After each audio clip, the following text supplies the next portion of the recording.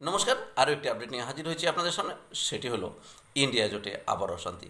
এতগুলো দল নিয়ে ইন্ডিয়া জোট প্রতিষ্ঠিত যে সেখানে অশান্তির বাতাবরণ কিন্তু কোনো প্রকারেই পিছু ছাড়ছে না। মাঝে জেনজি বিক্ষোভের সময় তারা একজোট হয়েছিল, তবে সেটি সাময়িক। আবার তাদের মধ্যে অশান্তির খবর কিন্তু ছড়িয়ে পড়েছে।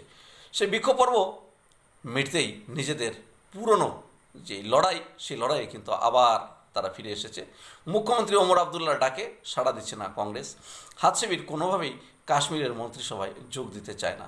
2024 সালে ঐতিহাসিক নির্বাচনে কাশ্মীরের সাফল্য পায় কংগ্রেস ন্যাশনাল কনফারেন্স জোট। হ্যাঁ, এটা একটা বড় ধরনের সাফল্য ছিল বলা যায়। তারপর কংগ্রেসের চেয়ে ন্যাশনাল কনফারেন্সের স্ট্রাইক রেট অনেকটাই বেশি ছিল সে সময়। 90টি আসনের জম্মু ও কাশ্মীর বিধানসভায় ওমর আবদুল্লার দল পায় 41টি আসন, কংগ্রেস পায় মাত্র 6টি আসন।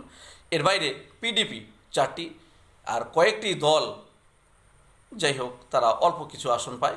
এছাড়া বিজেপি সেখানে পায় 29টি আসন। কংগ্রেস এবং ন্যাশনাল কনফারেন্স জোট সরকার করে। কয়েকটা ছোট দল ন্যাশনাল কনফারেন্সকে সমর্থনও করে। সে সময় মাত্র 5 জন মন্ত্রী পদে শপথ নেন। আশ্চর্যজনকভাবে সেই মন্ত্রিসভায় কংগ্রেসের কোনো প্রতিনিধি ছিল না। সে সময় হাতশিবির জানায় আবদুল্লাহ সরকারের সরাসরি তারা যোগ দেবে না। অর্থাৎ এখান থেকে কিন্তু দ্বন্দ্ব একটা ভালো পর্যায়ে পৌঁছে যায়। এরকম হতেই পারে। রাজনৈতিক ক্ষেত্রে দেখা যায় প্রত্যেকটা রাজনৈতিক দলই আগে নিজেদের যে ঘর, সেই ঘর গোছানোর জন্য কিন্তু ব্যস্ত থাকে। তারপর যখন সেই ঘর গোছানো হয়ে যায়, সেই ঘর গোছানোর পরেই আবার কিন্তু অন্যদের সাথে দ্বন্দ্বের সূত্রপাত হয়। কাশ্মীরের ক্ষেত্রেও সেটা লক্ষ্য করলাম আমরা। সে সময় ঠিক হয় রাজ্যসভা নির্বাচনে ন্যাশনাল কনফারেন্স একটি আসন হাত শিবিরকে ছাড়বে। কিন্তু গত কয়েক বছর রাজ্যসভা নির্বাচনের সময় সেই আশ্বাস রাখেননি আবদুল্লারা। 4 আসনের মধ্যে জোটের তরফে 3টি আসনের প্রার্থী ঘোষণা করে দেয় ন্যাশনাল কনফারেন্স। চতুর্থ আসনটি কোনোভাবেই জোটের পক্ষে জেতা সম্ভব ছিল না। আবদুল্লাদের সেই সিদ্ধান্তকে বেইমানি হিসেবে মনে করে হাতশিবির। সুতরাং তারা তো আশা করেছিল আগে থেকেই যে একটি আসন তারা পাবে, আর সেক্ষেত্রে আতে ঘা লাগে। কংগ্রেসকে মন্ত্রিসভায় যোগ দেওয়ার জন্য আহ্বান করেছিলেন সেই সময় ওমর আবদুল্লাহ, কিন্তু কংগ্রেস সেই ডাকে সাড়া দেয়নি। এআইসিসির সাধারণ সম্পাদক তথা কাশ্মীরের বিধায়ক গুলাম আহমেদ মীর জানিয়ে দিয়েছেন, আমাদের অবস্থান বদলাচ্ছে না, আমরা সরকারে যোগ দেব না।